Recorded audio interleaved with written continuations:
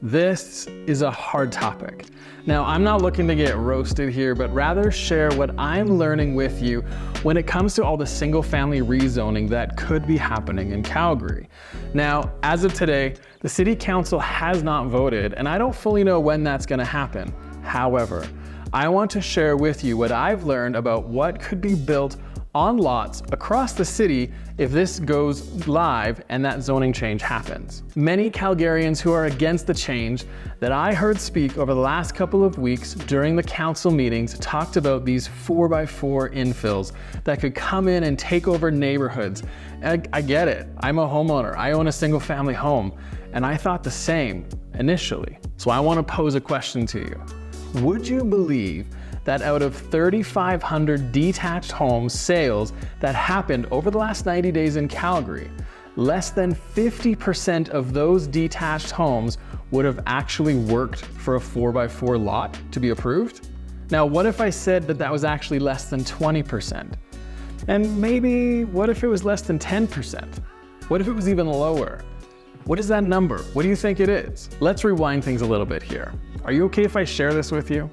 Back in October 2023, when we released this video, it went crazy, almost 40,000 views. I shared some of my concerns, worries, and thoughts at the time from what I knew about this future change.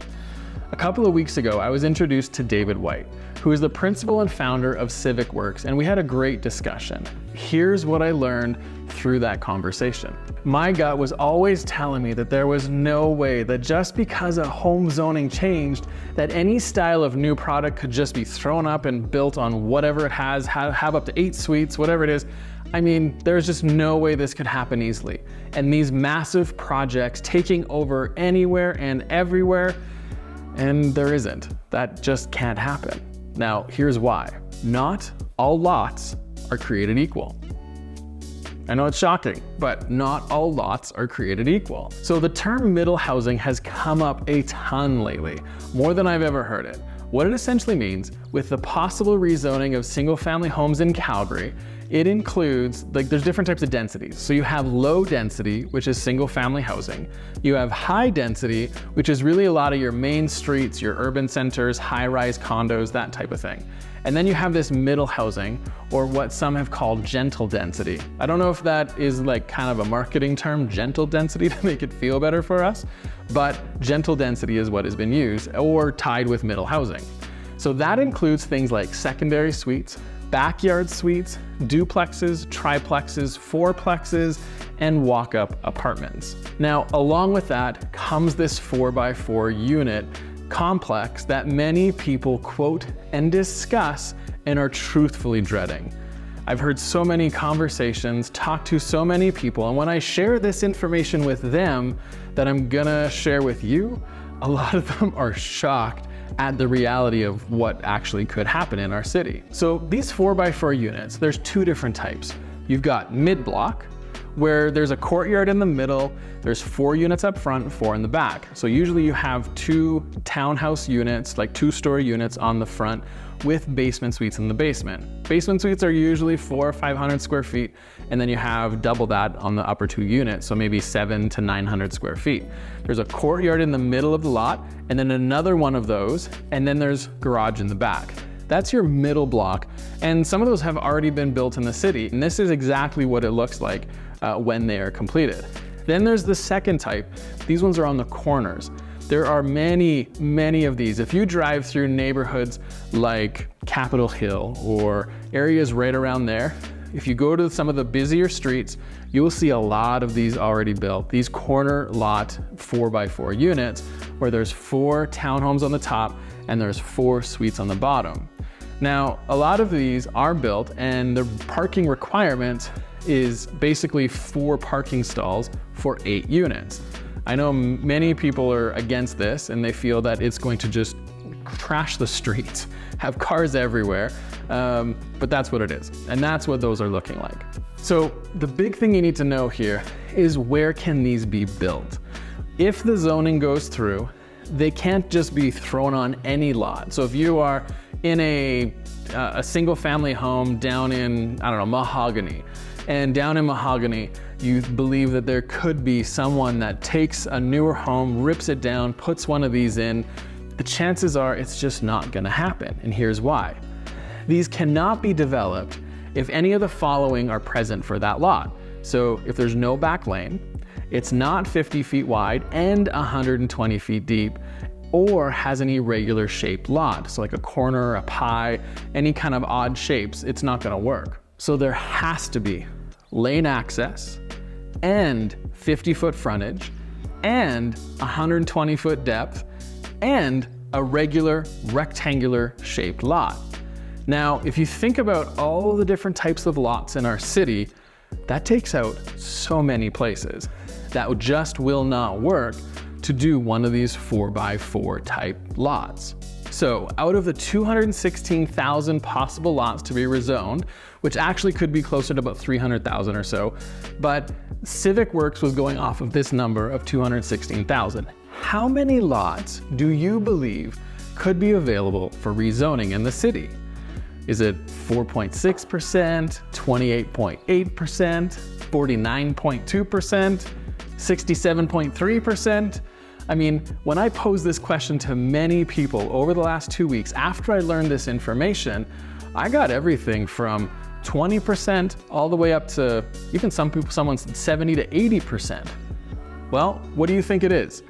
The reality is that this answer is shocking, and Civic Works is confident in saying that only about 5% would be eligible for having the 4x4 style infill on it.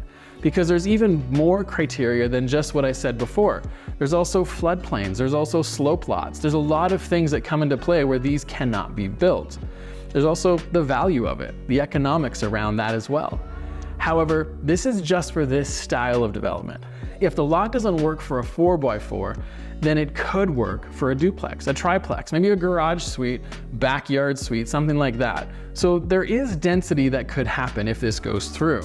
But it doesn't mean, and it doesn't guarantee that you could end up having 8 units built right beside you just because that single family lot got rezoned.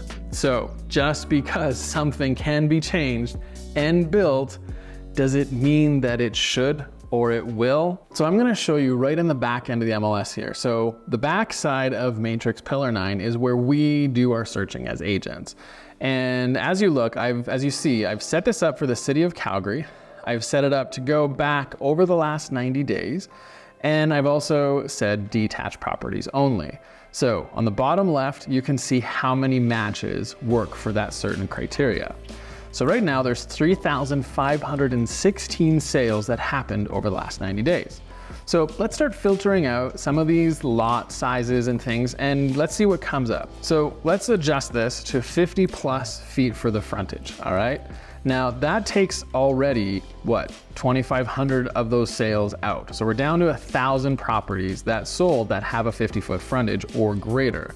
We need to have 120 or more for the depth. So now we're down to 240 properties that could have sold to work for this.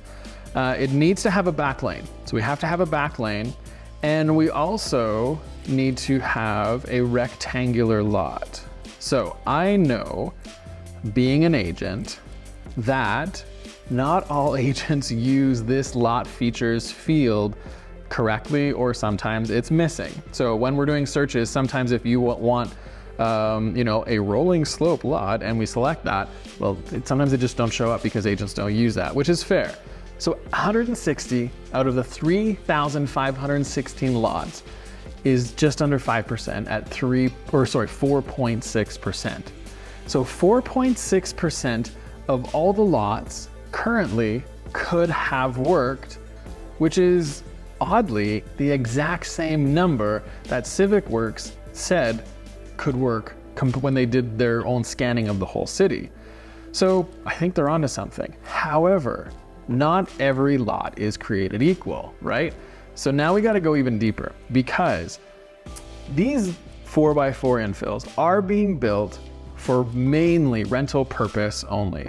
I don't recall seeing any of them going live on the MLS for sale. They're bought up, the land is bought up, and then the owner is redeveloping it and it turns into 8 units of rental property. So not every property is going to work for this. So the economics have to make sense. The first thing we got to look at is the price of that property. Now I have been told, and I've run some numbers myself, and anything over $800,000 is not going to work. So we have to look at this and say, oops, let's go 0 to $800,000. So now anything that's under $800,000 could be a great property for this 4x4 infill. Again, because if the land is too high, it doesn't work on the financing, and then it doesn't work on the numbers for the sheets for this owner to actually turn this into a rental property.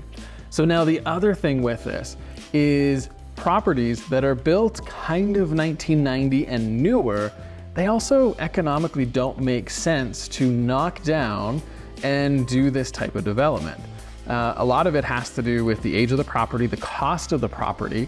So, and I've been told by multiple people as well, that anything around that 1990s or so isn't gonna work. So let's just literally go from age of time, 0, to 1992 or 3, for example, okay? So actually, it didn't even change our number. 1992, even 1990, all of these results are older than 1990 already, okay? So now, when you look at that number, we are actually only at 63 properties out of 3,516 that could possibly work for one of these 4x4 developments. That is a wild number. It's actually 1.8%. 1.8% of the detached home sales that happened over the last 90 days. Today, this is shot on May 7th. Just so you know, like this is recent data. May 7th, 1.8% of the properties that sold could have worked for this property or for one of these types of developments. Now, if we look at the map, where are these located? Now, you also have to remember, not every area is the same as well. So this number is actually probably gonna be even lower from an economic standpoint, because if you look at this property down here was in the community of Cedar Brae. And I'm not gonna dive in and show addresses and whatever. The reason I'm showing you this is that property that sold probably was in a really good location. It was right next to the new ring road that came up, a really good price, everything fit for that criteria. Knowing the area, I'm guessing that it is fairly flat, so it's probably really good. However, if you've only got, 4 parking stalls for 8 units, you're gonna have people who need to rent there, who need to be paying high enough rent to live in Cedar Brae to make this kind of work.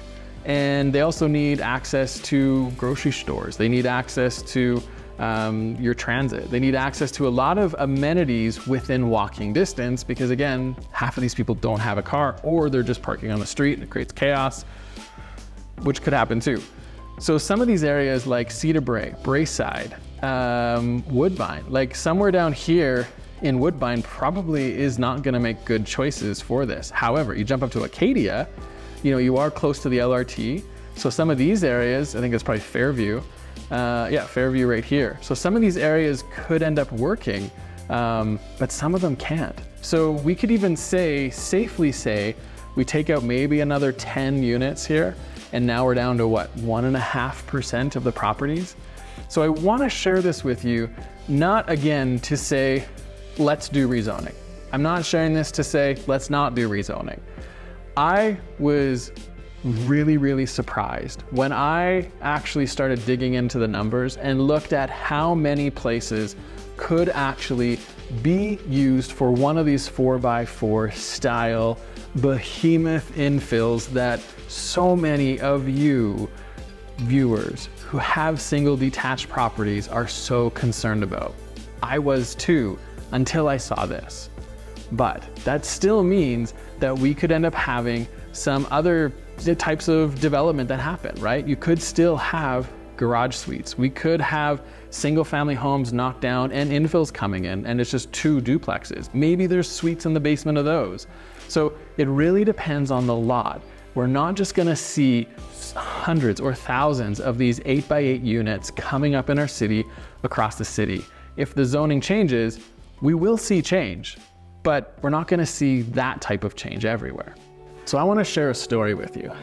The other week, when I was introduced to CivicWorks, I was also introduced to the city of Kelowna. I don't know about you, but I love Kelowna. It has gotten so busy there.